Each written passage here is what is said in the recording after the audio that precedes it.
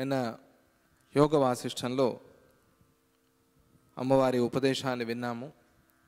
ఈరోజు విజ్ఞాన అభ్యాస వర్ణనం అంటే ఇప్పటి వరకు చెప్పిన ఆ స్థాయి, ఆ స్థితిని పొందటానికి ఏం చేయాలి, ఏ సాధన చేయాలి, ఏ అభ్యాసం చేయాలి అనేదాన్ని ఇప్పుడు అమ్మవారు ఉపదేశం చేస్తారు. నిన్న విచారాన్ని గురించి చెప్పుకున్నాం మనం. విచారం అంటే అడిగి తెలుసుకోవటం, ఆ తెలుసుకున్న దాన్ని గుర్తు చేసుకోవటం, దాని గురించి మాట్లాడుకున్నాము. అదే సందర్భంలో సంతోషం, ఆనందం అనే దాని గురించి కూడా మోక్షద్వారము అని చెప్పుకున్నాం. అది సంతోషంగా ఉండే ప్రయత్నం చెయ్యి, ఆనందంగా ఉండే ప్రయత్నం చెయ్యి. ఎప్పుడు ఏడుస్తూ ఉండద్దు. ఒకే జోక్కి ఎన్నిసార్లు నవ్వుతాం మనం? ఒకే రోజు ఒకే జోక్ వింటే ఎన్నిసార్లు నవ్వుతాం? 2 సార్లు నవ్వుతాం, మహా అయితే 3 సార్లు నవ్వుతాం. ఏంటి చెప్పిన జోకే మళ్ళీ మళ్ళీ చెప్తామని అంటాం, నవ్వు రాదు మనకి. అలాగే జరిగిందే గుర్తు చేసుకుని ఎన్నిసార్లు ఏడుస్తావు? ఏడవటానికి అది ఒక కారణమా నీకు? ఎందుకు ఏడవటం? ఆనందంగా ఉండు, నవ్వుతూ ఉండు అని చెప్తారని కూడా చెప్పుకున్నాం. శమః అంటే మనస్సుని ఏకాగ్రం చేయటం, దాంతో మన శరీరం మన అధీనంలోకి వస్తుంది. విచారం అంటే అడిగి తెలుసుకోవటం, సంతోషం, సాధు సంగమం అంటే సత్పురుషులతో, సద్గురువులతో ఎక్కువగా ఉండే ప్రయత్నం చేయి. శారీరకంగా ఉండలేకపోవచ్చు మనం, మానసికంగా ఉండొచ్చు. ఆయన ఎప్పుడు నాతోనే ఉన్నారు, నేను ఎప్పుడు ఆయనతోనే ఉన్నాను అనే భావన చేస్తూ ఉండు. దాంతో నీకు మంచిదవుతుంది అని నిన్న మనం చెప్పుకున్నాము. ఈరోజు విజ్ఞాన అభ్యాసం, దాన్ని ఆ అనుభవం, విజ్ఞానం అంటే అనుభవం అని అర్థం. జ్ఞానం విజ్ఞానం అంటారు, అంటే నాలెడ్జ్, విజ్డమ్ రెండిటికి తేడా ఉంది. దగ్గర పదాలే అయినా కూడా ఆ రెండిటికి కొద్దిగా తేడా ఉంది. నాలెడ్జ్ అంటే తెలుసుకోవటం, విజ్డమ్ అంటే అనుభవానికి తెచ్చుకోవటం, తెలిసింది అనుభవానికి రావటం. ఈ రెండు జ్ఞాన విజ్ఞాన, ఆ అభ్యాస వర్ణనం, ఆ విజ్ఞానాన్ని అనుభవానికి తెచ్చుకునే అభ్యాసం, సాధన ఏమిటి అని అమ్మవారు చెప్తారు ఈరోజు. జ్ఞానం దృఢం కాగా స్థూలదేహం నేను అనే భావం పోవటం, చిత్తదేహం, సూక్ష్మదేహం నేనై ఉన్నాను అనే భావం అనుభవానికి రావటం అనేవి ఎలా సంభవిస్తాయి అని ఈ సర్గలో మనకి తెలుపుతున్నారు అమ్మవారు అని అర్థం. జ్ఞానం దృఢం అవ్వాలి అంటే విని విని విని విని దాన్నే ఆలోచన చేసి చేసి చేసి శ్రవణ మనన అంటారు కదా, ఆ శ్రవణం చేసిన దాన్ని మననం చేయటం, ఇది చాలా ముఖ్యం. ఆలోచన చేసి చేసి చింతన చేసి చేసి చింతలు విడిచిపెట్టి చింతన చేయాలి అని. చింతలు తీర్చి చింతన పెంచవే అని ఒక భజనలో ప్రార్థన చేస్తారు. చింతలు పోవాలి, చింతన పెరగాలి. ఎందుకు చింత? చితికి చింతకి ఒకటే తేడా అన్నారు, ఒక సున్నా. చితి చచ్చిన తర్వాత కాలుస్తుంది, చింత బతికి ఉన్నప్పుడే కాలుస్తుంది. ఇదే తేడా, ఆ సున్నా మాత్రమే తేడా. చితి బెటరు, చింత బతికి ఉన్నప్పుడే కాల్చేస్తుంది. అందుకని చింత వద్దు, చింతన పెంచుకో. చింతన అంటే భావన చెయ్యి, నువ్వు విన్నది దాని గురించి ఆలోచన చెయ్యి, దాన్నే పదే పదే అనుకో, అప్పుడు నీకు అది అనుభవానికి వస్తుంది. అందుకనే జ్ఞానం దృఢం కావాలి అని. దృఢమయ్యేంత వరకు నాకు జ్ఞానం వచ్చింది అని అనుకోకూడదు. అలా అనుకుంటే అది జ్ఞానం కాదు. నాకు తెలిసింది అని అనుకుంటే అది జ్ఞానం కాదు. నేను ఇంకా తెలుసుకోవాలి, ఇంకా తెలుసుకోవాల్సింది ఎంతో ఉంది, అది జ్ఞానం. అది దృఢమైన తరువాత ఈ స్థూలదేహం మీద అభిమానం పోయి సూక్ష్మదేహం, చిత్తదేహం, మనోమయ శరీరం అని చెప్పుకున్నాం కదా, అది చాలా సూక్ష్మంగా ఉంటుంది. ఎలా ఒకే చోట ఉంటూ ఇంకొక చోటుకి వెళ్ళొచ్చారు, ఈ మహిమలు ఇవన్నీ వింటాం కదా మనం, అది ఎట్లా సాధ్యమైంది అంటే మనోమయ శరీరంతో, సూక్ష్మ శరీరంతో సాధ్యమైంది. ఆ సూక్ష్మ శరీరం నేను అనే భావన ఎవరికి వస్తుందో, ప్రారంభంలో మనం చెప్పుకున్నాం కదా, మనం కరెంటు వైర్ని పట్టుకున్నప్పుడు ఎవరిని పట్టుకున్నారు? మనం కరెంటు వైర్ని పట్టుకున్నట్టుగా ఉంటుంది, కానీ అది పట్టుకునేంత వరకు అంతే. హై టెన్షన్ పవర్ వైర్ దగ్గరికి వెళ్తే మనం పట్టుకోవాల్సిన అవసరం కూడా లేదు, అదే లాగేస్తుంది మనల్ని. మనం పట్టుకోకపోయినా కూడా అది మనల్ని లాగుతుంది. అందుకని హై టెన్షన్ వైర్ కింద ఉండొద్దు అని చెప్తారు. అక్కడ పాపం రైతులు వ్యవసాయం కూడా చేస్తారు, అట్లా చేయనివ్వరు విదేశాల్లో. మనకేమిటో పాపం అది రైతుల విలువ తెలియదు కదా మనకి. వాళ్ళు అన్నం పెడతారని మనం మర్చిపోయాం. అన్నం ఎక్కడి నుంచి వస్తుంది అంటే మార్కెట్లో దొరుకుతుంది అనుకుంటాం మనం. వాళ్ళ కష్టాలు తెలియవు మనకి. ఆ హై టెన్షన్ పవర్ కింద పని చేస్తూ ఉంటారు. వాళ్ళని చూస్తే భయం అవుతుంది. అక్కడ అసలు వ్యవసాయమే చేయకూడదు. ఒకవేళ అక్కడ వైర్ వేయాలి అంటే ప్రభుత్వం వాళ్ళకి వేరే స్థలం చూపించాలి, రూల్స్ ఉన్నాయి, కానీ అక్కడే చేస్తుంటారు. అలా ఎన్నోసార్లు అయింది కూడా పాపం రైతులకి. ఆ పవర్ లాగేస్తుంది వీళ్ళని. మనం సముద్రంలో నదిలో ఉన్నప్పుడు ఆ కరెంటు మనల్ని లాక్కుని పోయినట్టుగా అది మనల్ని లాగుతుంది. అలా లాగినప్పుడు ఎవరెవరిని పట్టుకున్నారు? మనం పట్టుకున్నామా కరెంట్ వైర్ని? లేదు. మనం తెలియక పట్టుకునేంత వరకు అంతే. తర్వాత అది మనల్ని విడవదు. మనం విడుద్దామన్నా కూడా దాన్ని విడవలేం. ఎవరెవరిని పట్టుకున్నారు? ఆ కరెంట్ వైరే మనల్ని పట్టుకుంది. కానీ చూసేవాళ్ళకి ఎలా ఉంటుంది? మనం కరెంట్ వైర్ని పట్టుకున్నాం అన్నట్టుగా ఉంటుంది. కానీ ఇది రివర్సు. అలాగే లోపల ఉన్న ఆ శక్తి, ఆత్మశక్తి, ఆత్మ చైతన్యం, అది శరీరాన్ని పట్టుకుంది, శరీరం దాన్ని పట్టుకోలేదు అనే భావన మనకి రావాలి. ఏది బలం దీంట్లో? శరీరం బలమా, లోపల ఉన్న ఆత్మశక్తి బలమా? ఆత్మశక్తి బలం. అది లేకపోతే మనం నడవలేం, మాట్లాడలేం, వినలేం, కూర్చోలేం, లేవలేం. ఏది చేయాలన్నా కూడా ఆ లోపల ఉన్న శక్తియే కారణం. ఆ కరెంటు మనల్ని పట్టుకున్నట్టుగా లోపల ఉన్న ఆ కరెంటు ఈ శరీరాన్ని పట్టుకుంది. ఈ భావన ఎవరికి వస్తుందో వాళ్ళకి చిత్తదేహం అంటే ఏమిటి, మన శరీరం అంటే ఏమిటి అని అర్థమవుతుంది. అది ఒక శరీరం. మనస్సు అనేది ఒక శరీరం, అది సూక్ష్మం.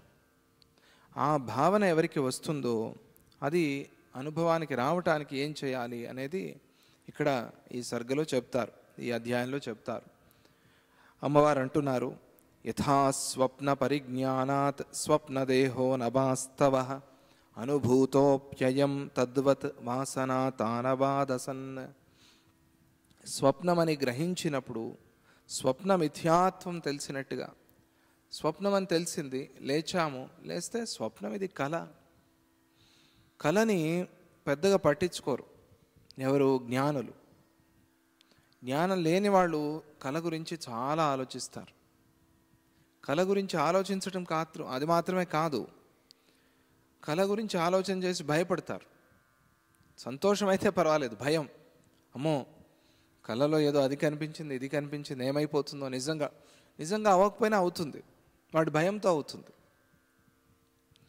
ఎవరినో ఒక కవిని అడిగారట, ఏమండి మీరు బల్లి శాస్త్రం నమ్ముతారా? ఏం చేస్తారు ఆయన? తప్పదు, నమ్ముతాను అనే చెప్పాలి. నమ్ముతాను అని చెప్పారు. మరి తల మీద బల్లి పడితే ప్రాణాపాయము, తొడ మీద బల్లి పడితే సుఖము, భోగము అని చెప్తారు కదా, ఇవన్నీ మీరు నమ్ముతారా? నమ్ముతానండి. అయ్యో మీరు ఇంత జ్ఞాని, బుద్ధివంతుడై ఉండి ఇటువంటి మూఢనమ్మకాలు నమ్ముతారా మీరు? నమ్ముతానండి. ఎట్లా నమ్ముతానంటే, తల మీద పడితే బల్లి ప్రాణాపాయం. ఎవరికి? బల్లికి ప్రాణాపాయం. మనకి బల్లికి ప్రాణాపాయం అంటే ఎందుకు అంటే, తల మీద పడుతూనే ఏం చేస్తాడు వీడు? విసిరి కొడతాడు దాన్ని, అది పోయి గోడ కొట్టుకుని చచ్చిపోతుంది. ఇది అంటే మూఢనమ్మకం పూర్తిగా అని కొన్ని మూఢనమ్మకాలు. ఎందుకు బల్లి పడింది అంటే, బల్లి పడదు సామాన్యంగా.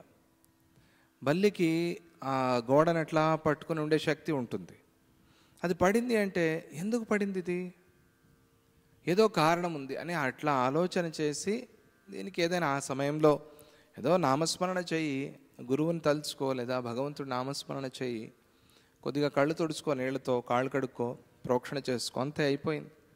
దాన్నే ఆలోచన చేస్తూ, నాకు ఎప్పుడో 2 సంవత్సరాల క్రితం బల్లి పడింది, ఆ పడిన బల్లి చచ్చిపోయింది పాపం, నువ్వు ఇంకా దాని గురించి ఆలోచిస్తూ భయపడుతూ ఉన్నావు. ఇది మన జీవితానికి అడ్డు. మనం ముందుకు పోలేం, ఆగిపోతాం అక్కడే. ఇటువంటి నమ్మకాలు, మూఢనమ్మకాలు ఉన్నాయి, చాలా ఉన్నాయి. శకునము, అపశకునము, అవి చిన్నవి, అవన్నీ కూడా. దాన్నే పెద్ద చేసుకుని జీవితాన్ని చూడకూడదు, మా భూతద్దంలో చూడకూడదు. ఊరికే అట్లా ఆ సమయంలో ఏదో భయం అయింది అంటే దాన్ని సరి చేసుకుని ముందుకు వెళ్ళాలి అంతే. దానికే భయపడుతూ ఉంటే నీకు నిజమైన భక్తి ఉన్నట్టు కాదు, నువ్వు గురువుని పూర్తిగా నమ్మినట్టుగా కాదు, నీకు భగవంతుడిలో భక్తి లేనట్టు. అందుకనే వాటిలో ఉండిపోవద్దు పూర్తిగా, దాని నుంచి బయటికి రా. స్వప్నం నుంచి బయటికి రాగానే కళ ఏమనిపిస్తుంది? ఓహో ఇది కళ అనిపిస్తుంది. కళ ఇది సత్యం కాదు అని అనిపిస్తుంది, అందరికీ తెలుసు అది. అదేవిధంగా వాసనాక్షయమైన తరువాత, వాసనలన్నీ పోయిన తర్వాత, కొన్ని వాసనలు కట్టుకొచ్చాం మనం, వచ్చేప్పుడు ఊరికే రాలేదు, పెద్ద లగేజ్తో వచ్చాం. ఒకడే వచ్చాడు ఒకడే పోతాడని చెప్తారు, కానీ ఒకడే ఎందుకు వచ్చాడు? పెద్ద లగేజ్తో వచ్చాడు. ఆ లగేజ్ దింపేసుకోవాలి మనం. ఆ లగేజ్ని తీసి పెడితే ప్రయాణం హాయిగా సుఖంగా సులభంగా జరుగుతుంది. లేదా అవే లగేజీలు అట్లాగే పెట్టుకుని ఇంకా ఈ జన్మలో కూడా లగేజీలు పెంచుకుని అట్లా అట్లా అట్లా లగేజ్ మోయలేక చివరికి ఏమైపోతాం? లగేజ్ మోయలేకపోతే ఏమవుతాం చెప్పండి? ఎక్కువ లగేజ్ మనం ఒక 10 కిలోలు మోయగలం, నెత్తి మీద పెట్టారు, నడుస్తాం. ఇంకొక 10 కిలోలు పెట్టారు, కష్టపడి మోస్తాం. ఇంకా ఒక 10 కిలోలు పెట్టారు, ఏమవుతాం? కూలబడిపోతాము, నించోలేం, పడిపోతాం. ఆ బరువు మనం మోయలేక పడిపోతాం. లేదు అసలు మన శరీరం కన్నా ఎక్కువ బరువు మన నెత్తి మీద పడితే ఏమైపోతాం? పచ్చడైపోతాం. అవునా కాదా? ఇదే విధంగా ఎక్కువగా లగేజ్ అయిన కొద్దీ మనం కిందకి వెళ్ళిపోతూ ఉంటాం. ఇదే పాతాళానికి పోవటం అంటే.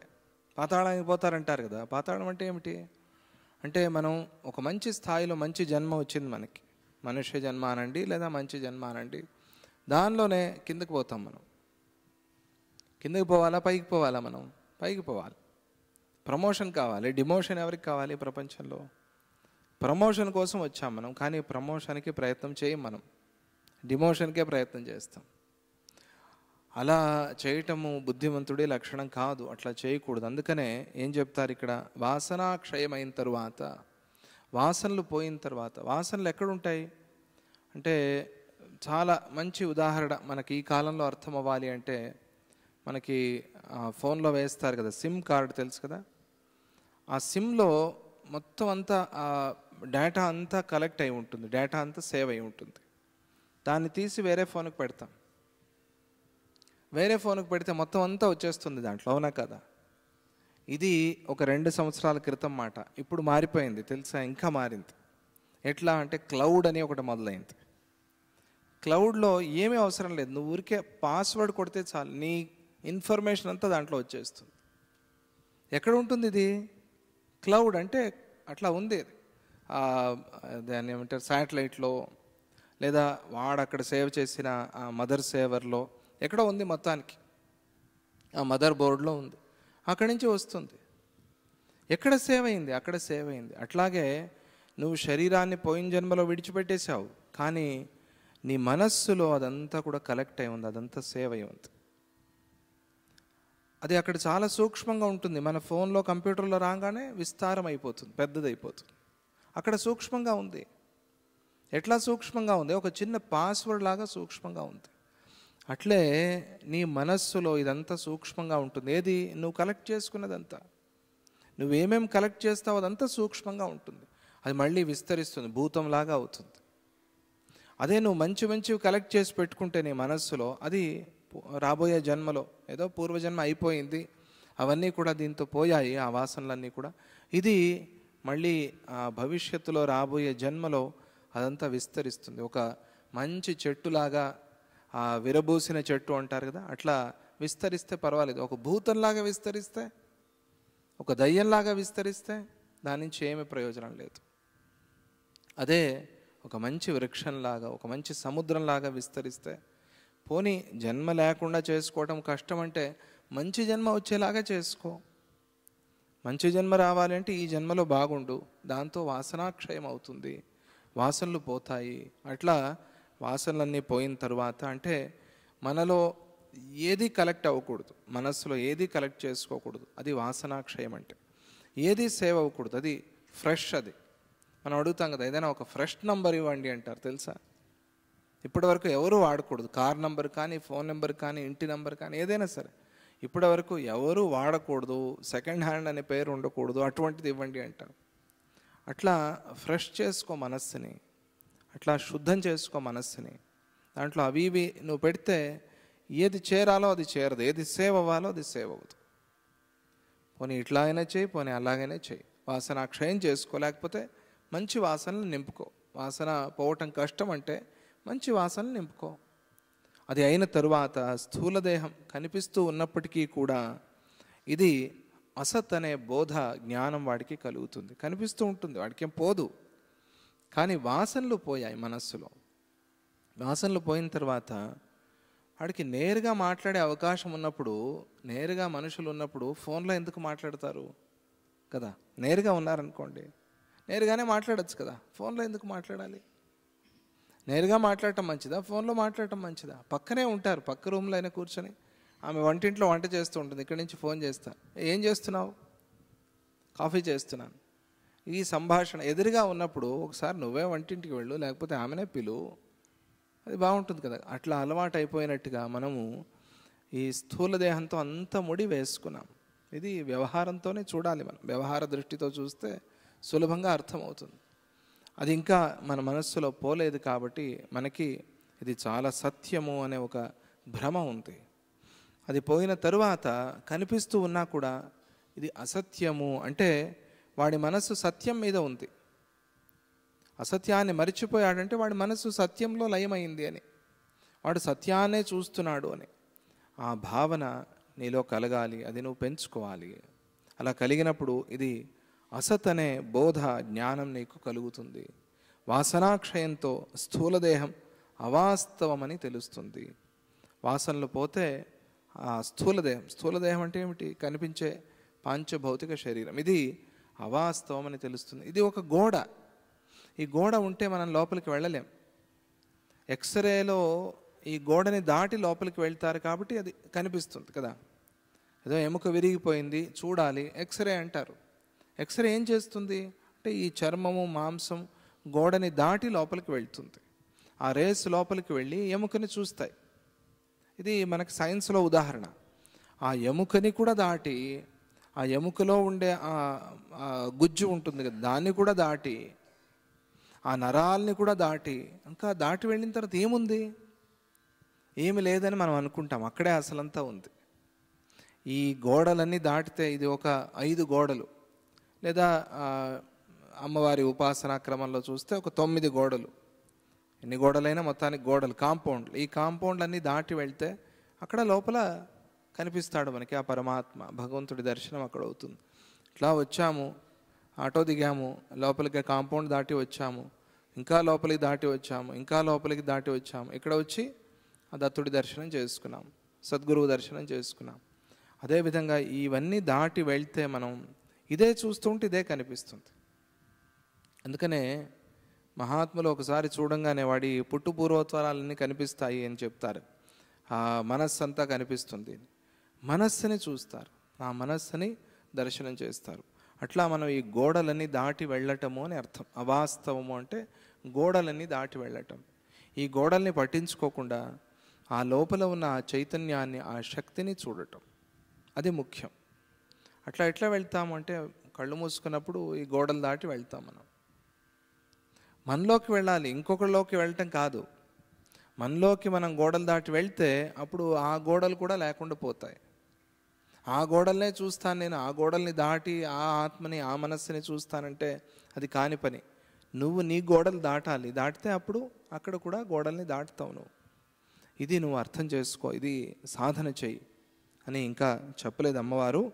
అది అవాస్తవమని తెలుస్తుంది, అసత్యమేది సత్యమేది అని తెలుస్తుంది.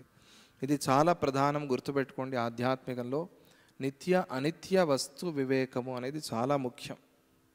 ఏది నిత్యం ఏది అనిత్యం అనేది మనకు తెలిసి ఉండాలి. అంటే చూడాలి ప్రపంచాన్ని. అట్లా ఒక పెద్ద చెట్టు ఉంది, ఇది ఎన్ని రోజులు ఉంటుంది?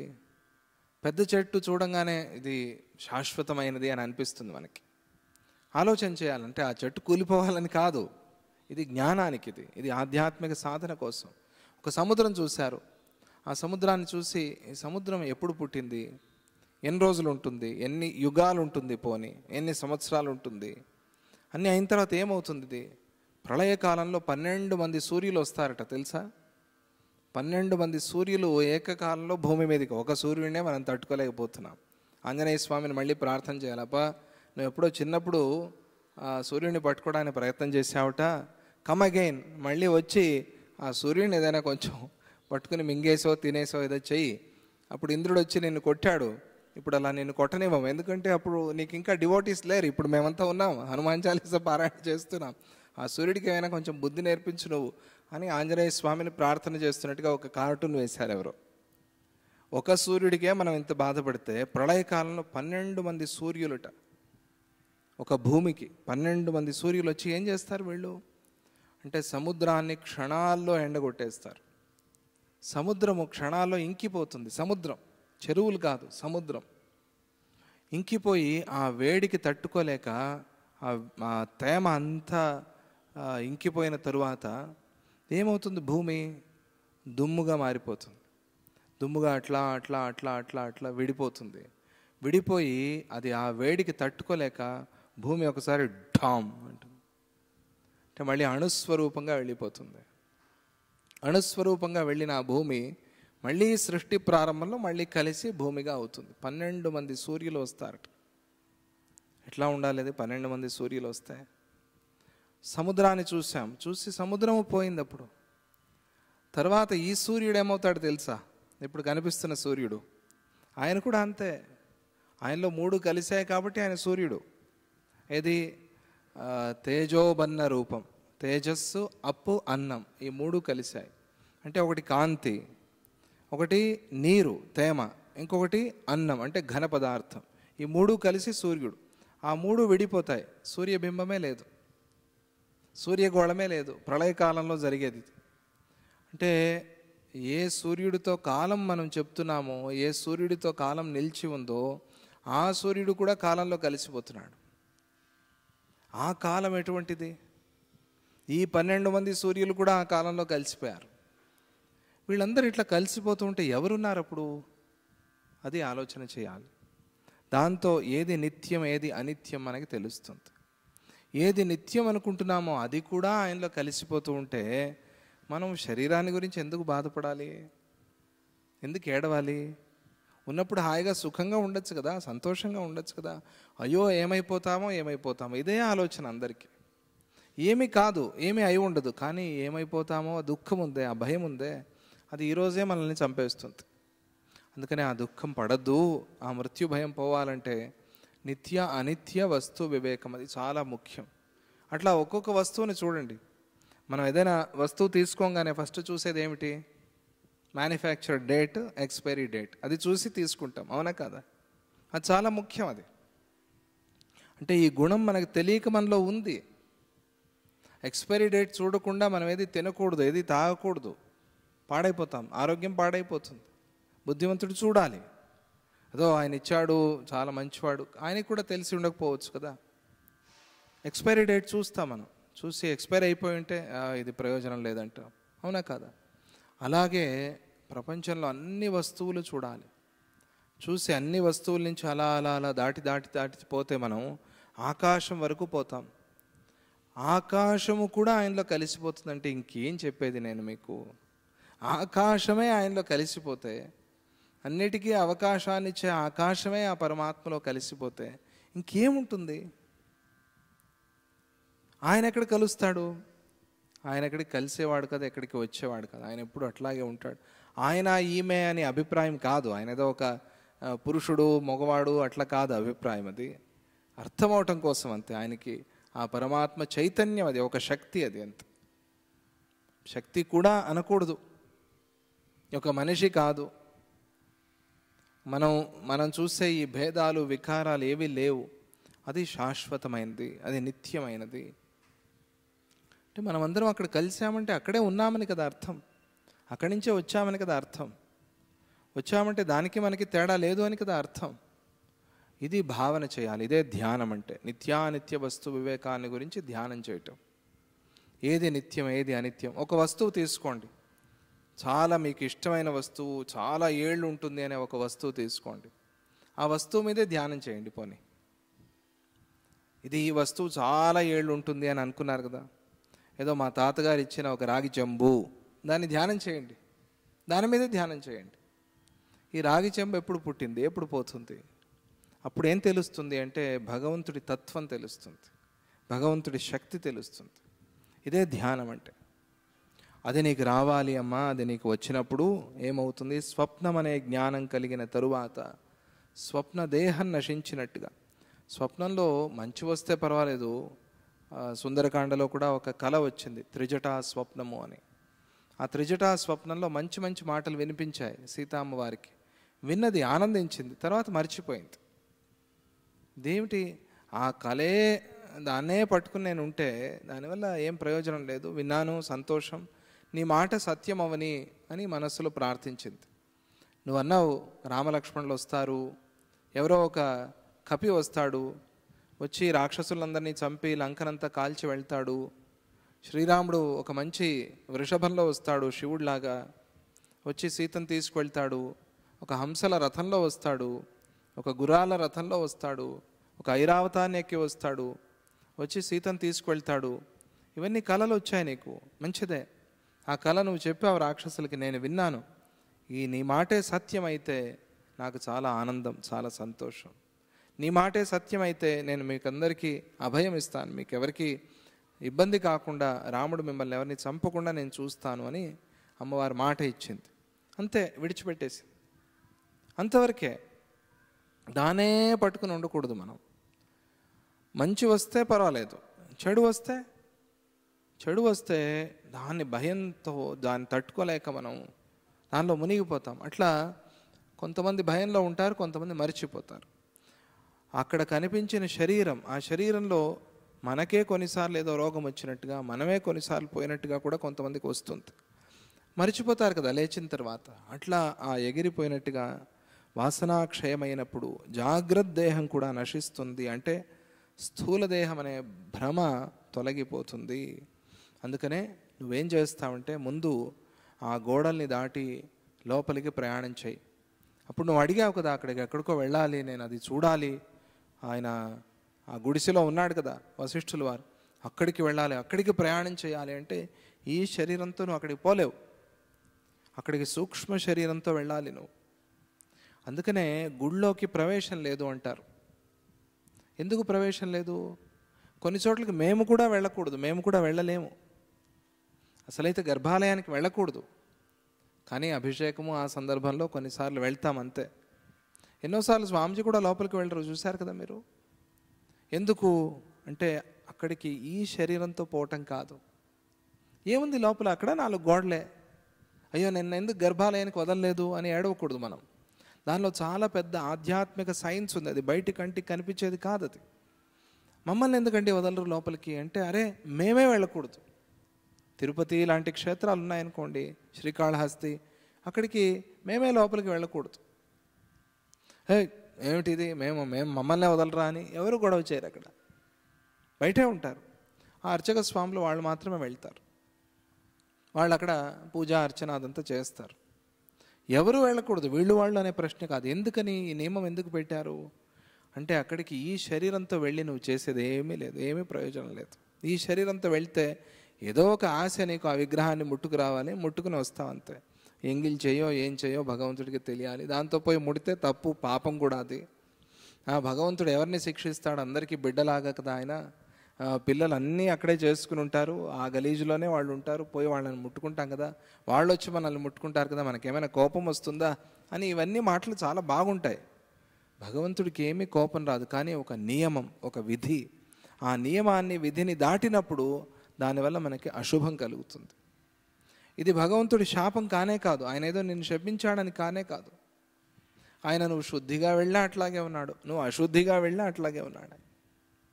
కానీ ఒక నియమం నువ్వు రాసుకున్నావు, ప్రారంభంలో నువ్వు రాసుకున్నావు, ఇది నియమము అని రాసుకున్నావు. ఆ నియమాన్ని నువ్వు దాటావు కాబట్టి నీకు దానివల్ల అశుభం కలిగింది. ఎవరి కారణం దానికి? నువ్వే రాసుకున్న నీ నియమమే కారణం. అందుకని ఈ శరీరంతో వెళ్ళేది కాదు అది, ఆ గర్భాలయం అంటే. అన్ని ప్రాకారాలు దాటి వెళ్తాం కదా. ఆలయంలో గాలిగోపురం, దాని ముందు బలిపీఠము, ఆ లోపలికి వచ్చిన తర్వాత ధ్వజస్తంభము, ఆ ధ్వజస్తంభం దగ్గర వాహనము, లేదంటే ఆ గరుత్మంతుడు, నంది, వీళ్ళందరినీ దాటి మెల్లగా అట్లా లోపలికి వచ్చి ఆ ముఖమంటపాన్ని దాటి తర్వాత లోపలికి వెళ్ళి అక్కడ ఇంకొక నేత్రాలయం, ఆ నేత్రాలయంలో ఉండి అక్కడి నుంచి దర్శనం చేస్తాం. దాని నుంచి లోపలికి వెళ్ళాం, ఆ గర్భాలయానికి లోపలికి వెళ్ళాం మనం. ఎందుకని అంటే ఆ గర్భాలయానికి అక్కడ చూసాం కదా, అక్కడికి సూక్ష్మంగా వెళ్ళాలి, మన మనస్సుతో వెళ్ళాలి. మన మనస్సులో ఆయన్ని పెట్టుకోవాలి. ఆ చూసిన ఆ రూపాన్ని, ఆ భగవంతుడిని మనస్సులో పెట్టుకోవాలి మనం. కొన్ని ఆలయాల్లో వదులుతారు కదా అని మీరు అడగచ్చు. కొన్ని ఆలయాల్లో వెళ్తారు కదా అంటే అది జ్యోతిర్లింగము అని పిలుస్తారు దాన్ని. జ్యోతిర్లింగానికి నువ్వెట్లా వెళ్తావు? అంతటా ఉన్న జ్యోతి, అది నువ్వు వద్దన్నా అవునన్నా కూడా అంతటా ఉన్నది. అది నీలోనే ఉంది కాబట్టి నువ్వు అక్కడికి వెళ్ళి అభిషేకం చేయొచ్చు అని అక్కడ ఒక నియమం. కాబట్టి నువ్వు వెళ్తావు లోపలికి. ఇది ఆధ్యాత్మిక శాస్త్రం. ఇది దీన్ని మంచి మనస్సుతో అర్థం చేసుకోవాలి మనం. మనలో మంచి ఆలోచన లేకపోతే, తక్కువ ఎక్కువ అనే భావన మనలో ఉంటే మనకు అర్థం కాదు అది. అందుకనే నువ్వు సూక్ష్మంతో వెళ్ళాలి, సూక్ష్మ శరీరంతో, మనశ్శరీరంతో వెళ్ళాలి, చిత్త శరీరంతో వెళ్ళాలి. వెళ్ళాలి అంటే దానికి కావాల్సిన సాధన, అభ్యాసం నువ్వు చేయాలి.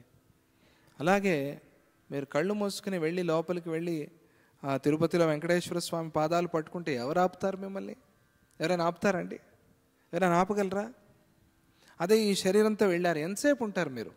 మహా అయితే ఎంతసేపు ఉంటారు? పర్మిషన్ ఇచ్చి వదిలారనుకోండి, ఒక సెకండ్ కూడా మనకు భక్తి ఉండదు. నేను బెట్ చేస్తాను, ఒక సెకండ్ కూడా భక్తి ఉండదు ఆ స్వామి మీద.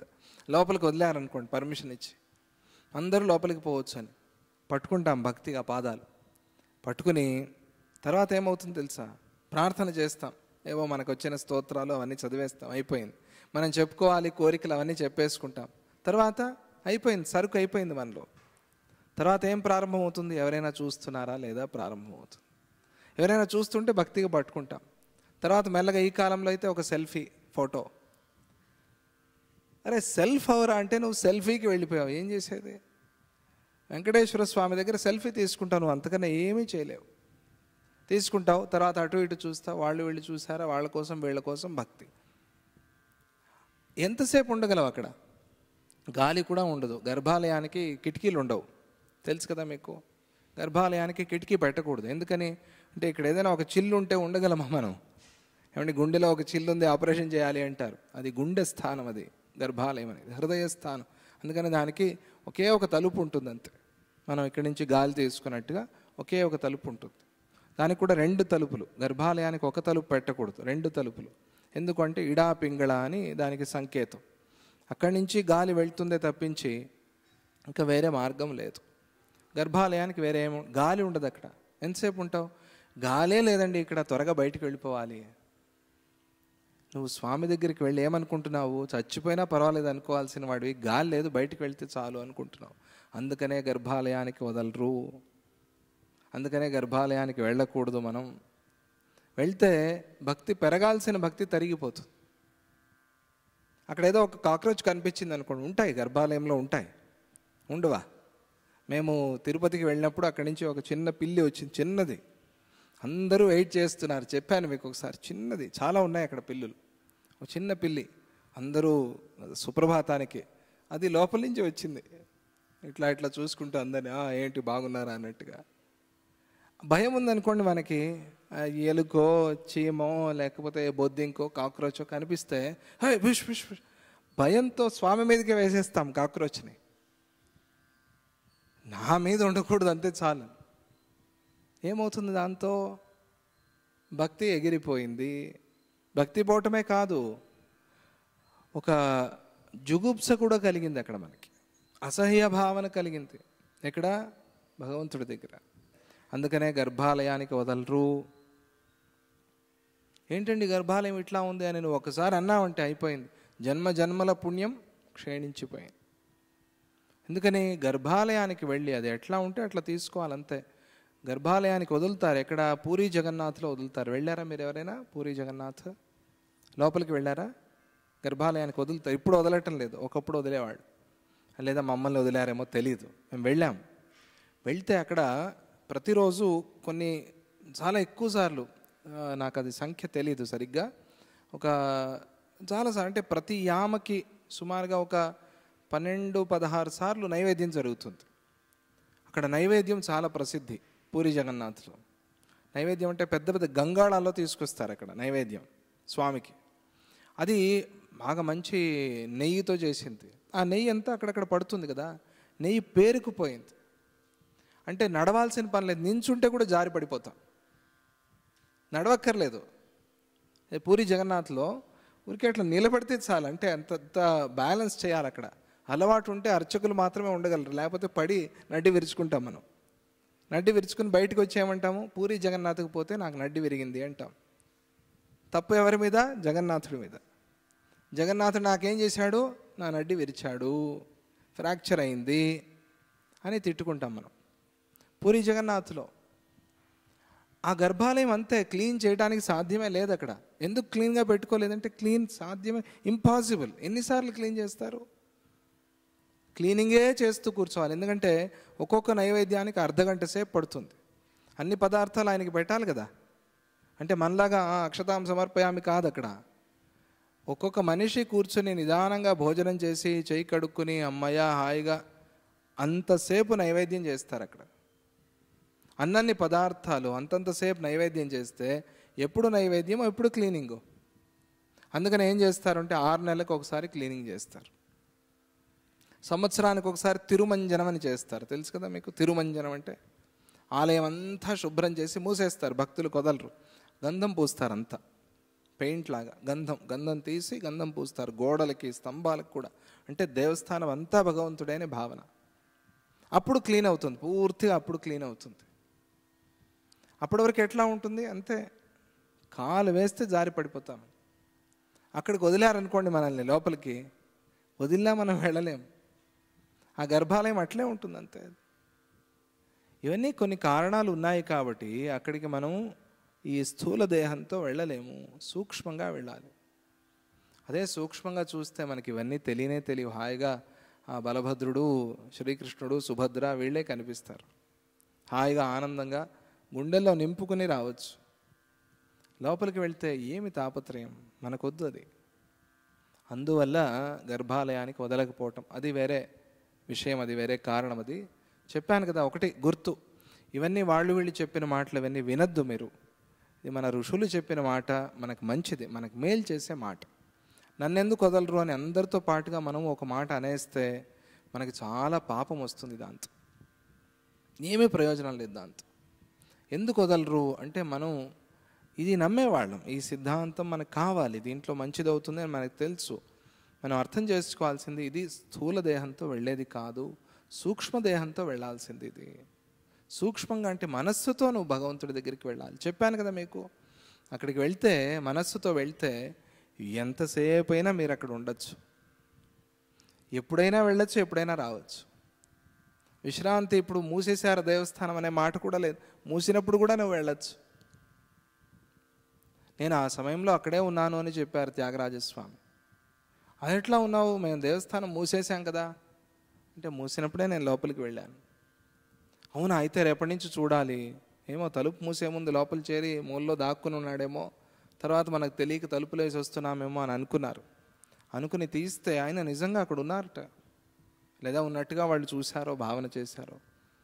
తలుపు వేసినా కూడా మనం గర్భాలయానికి వెళ్ళొచ్చు. అదే తీసి ఉన్నప్పుడు వెళ్ళాలంటే ఇప్పుడే తీసినప్పుడే వెళ్తాం అంతే. వెళ్ళొచ్చు, ఎంతసేపు అయినా ఉండొచ్చు. పాదాలు ఏమిటి, ఆయన పూర్తిగా అలంకారం చేసుకోవచ్చు, ఆయన పట్టుకోవచ్చు, నీ ఇష్టం. మూసి ఉన్నప్పుడు వెళ్తే, సూక్ష్మంగా వెళ్తే, మనస్సుతో వెళ్తే, గర్భాలయానికి మనస్సుతో ప్రయాణం చేయాలి. ఇది ఈ జాతి మత కుల వివక్ష ఇవన్నీ పెట్టి ఈ కాలంలో కొట్టుకుంటున్నారు. ఆ కొట్టుకునే పరిస్థితి రాకూడదు. ఎందుకు అంటే మనం దాని గురించి ఆలోచన చేయలేదు, భావన చేయలేదు. మమ్మల్ని ఎంత విచిత్రం అంటే ఒకటి చెప్తాను. కొల్హాపూర్ వెళ్ళాం. కొల్హాపూర్లో అందరినీ లోపలికి వదులుతారు, తెలుసు కదా మీకు. ఒకప్పుడు